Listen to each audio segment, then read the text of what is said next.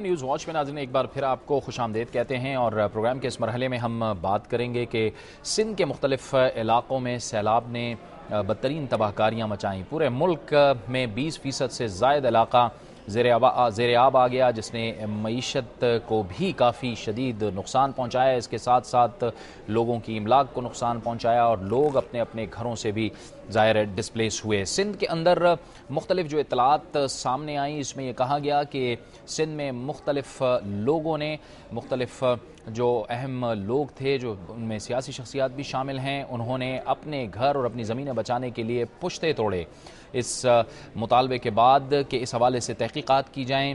سندھ حکومت نے ایک تحقیقاتی کمیشن بنایا جس میں 3 ممبران تھے۔ اب اطلاعات یہ آئی ہیں، آج سندھ کے وزیر قانون ایاز سومرو نے یہ بتایا ہے کہ 2 ججز نے اس کمیشن میں شرکت سے انکار کر دیا ہے۔ کیا اس کی وجوہات ہیں، اس بارے میں ہم مزید جانیں گے کراچی میں دنیا نیوز کے نمائندے رفیق بھٹو سے۔ جی رفیق، یہ جو 2 جج صاحبان ہیں، انہوں نے شرکت سے معذوری ظاہر کی ہے، کیا وجوہات سامنے آئی ہیں، کیا بتایا ہے سندھ کے وزیر قانون نے؟ جی، کل وزیر اعلیٰ سندھ نے اپنے سیلاب پر جنرل ڈسکشن تھا سندھ اسمبلی میں، اس کو سمیٹتے ہوئے پالیسی اسٹیٹمنٹ دیا تھا، جس میں انہوں نے صوبے میں جوڈیشل کمیشن جوڑنے کا اعلان کیا تھا، اور اس کے لیے 2 ریٹائرڈ ججز کے نام انہوں نے اعلان کیے تھے، جس میں پہلا جج تھا جسٹس ریٹائرڈ عزیز اللہ میمن، اور دوسرے تھے جسٹس ریٹائرڈ روشن علی عیسانی۔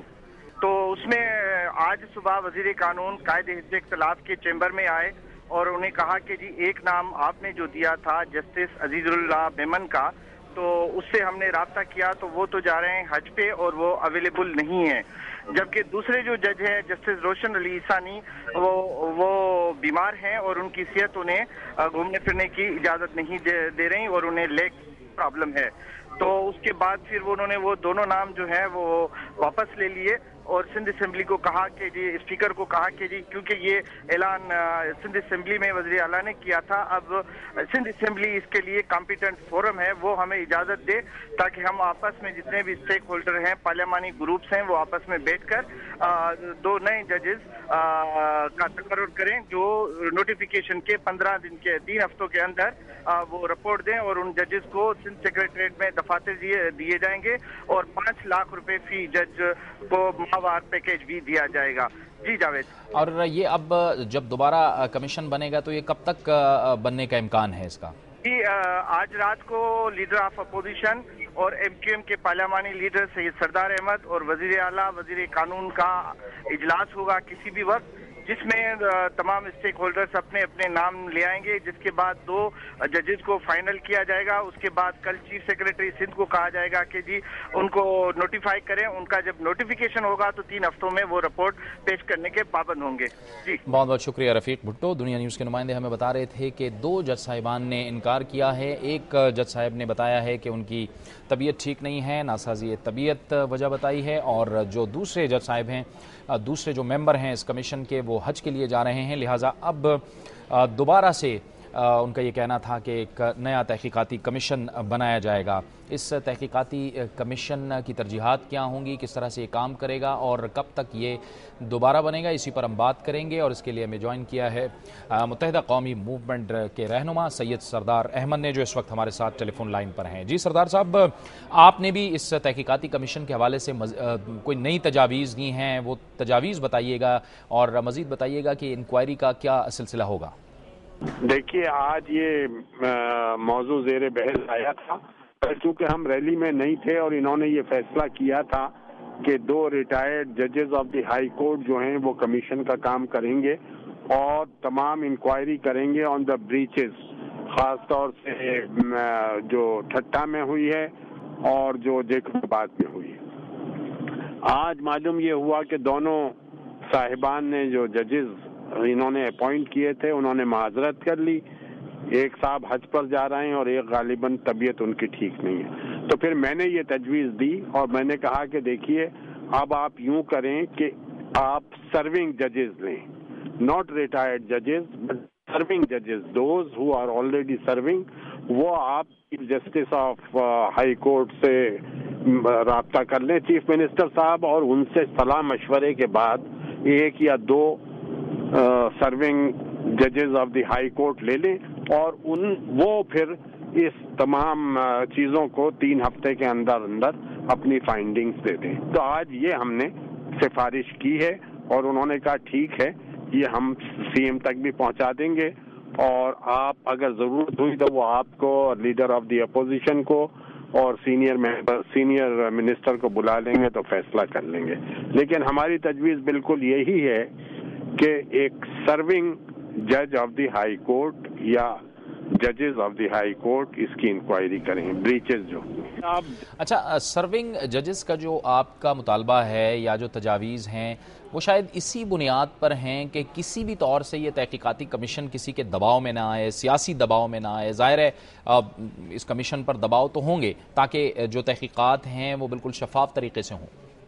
आप जजेस ऑफ द हाई कोर्ट आजकल खासे इंडिपेंडेंट हैं, किसी के दबाव में नहीं आते हैं। तो प्रिजम्पशन ये है कि सबसे आला अदालत जो है वो हाई कोर्ट है प्रोविंस में, और अगर उसके जजेस हैं तो हम ये प्रिज्यूम करते हैं कि वो बिल्कुल इंडिपेंडेंट होंगे और वो किसी दबाव में नहीं आएंगे। और जाहिर है कि इस बात की ज़रूरत इसलिए भी होगी और ये बात भी इंतहाई अहम होगी कि ये तहकीकात जल्द अज जल्द मुकम्मल हों और जाहिर है कि इसमें किसी किस्म के ताख़ीरी हरबे इस्तेमाल ना हों ताकि हक़ाइक़ सामने आएँ।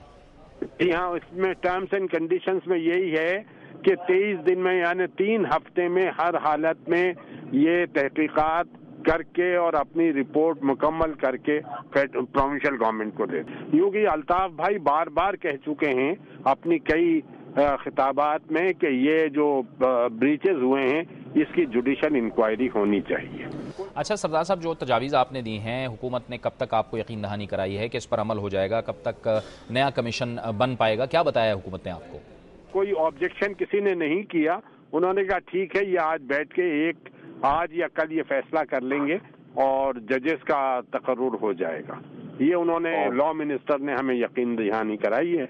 और अगर आज या कल सुबह अगर सीएम साहब ने मुझे और लीडर ऑफ द अपोजिशन को और अपने किसी मिनिस्टर को बुलाया तो हम बिल्कुल यही तजवीज़ और यही अप्रूवल लेंगे, क्योंकि वी हैव नो मतलब रिटायर्ड जजेस के लिए हम नहीं एग्री करेंगे। ये एक और अच्छा सरदार साहब, एक ये जो अहम पेशरफ्त हुई है सिंध के अंदर, ज़ाहिर है बल्दियाती इंतखाबात मुलतवी हुए हैं और इसकी एक वजह है वो है सैलाब। ज़ाहिर है कि अब जो ज़्यादा फोकस है वो मुतासिरीन की आबादकारी है, उसकी वजह से ये जो इंतखाबात मुलतवी हुए हैं, क्या इस सिलसिले में आप ऑन बोर्ड थे? एक ऑर्डिनेंस नाफिज हो गया था जिसमें ये कहा गया था कि जो डेट अभी इलेक्शन कमीशन फिक्स कर रहा है वो ना करे। इलेक्शन फिलहाल नहीं हो सकते, हालात सही नहीं हैं।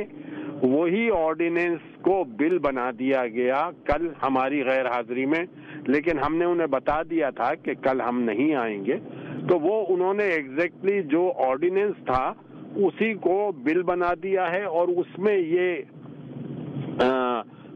फैसला किया गया है कि फिलहाल जो ये डेट दी है इलेक्शन कमीशन ने, इस पर इलेक्शंस नहीं हो सकते और सूबाई हुकूमत जब भी इलेक्शन कराना चाहेगी वो इलेक्शन कमीशन को बता देगी। तो ये इलेक्शन अब गवर्नमेंट की सवाबदीद पे और बाहमी रजामंदी से एक डेट फिक्स होगी, जो भी होगी। बहुत बहुत शुक्रिया सैयद सरदार अहमद। मुत्तहिदा कौमी मूवमेंट के रहनुमा हमसे गुफ्तगू कर रहे थे और तफसील से बता रहे थे कि नया तहकीकाती कमीशन बन रहा है और उन्हें तजावीज़ पेश की हैं कि 2 सर्विंग जो हाई कोर्ट के जजेस हैं उनको इस तहकीकाती कमीशन में शामिल किया जाए। वक्त हुआ चाहता है एक ब्रेक का और ब्रेक के बाद जिक्र होगा कि हुकूमत के सामने कई अहम चैलेंजेस हैं। ज़ाहिर है कि NRO अमल दरामद केस से मुताल्लिक भी एक अहम चैलेंज हुकूमत के सामने है, लेकिन इसके साथ साथ गुड गवर्नेंस और बेहतर गवर्नेंस के लिए भी हुकूमत पर दबाव है, न सिर्फ अंदरूनी तौर पर बल्कि बैनुल-अक़वामी सतह पर भी, क्योंकि अवाम के मसाइल भी तो हल करने हैं। इसका तफसील से जिक्र होगा एक ब्रेक के बाद।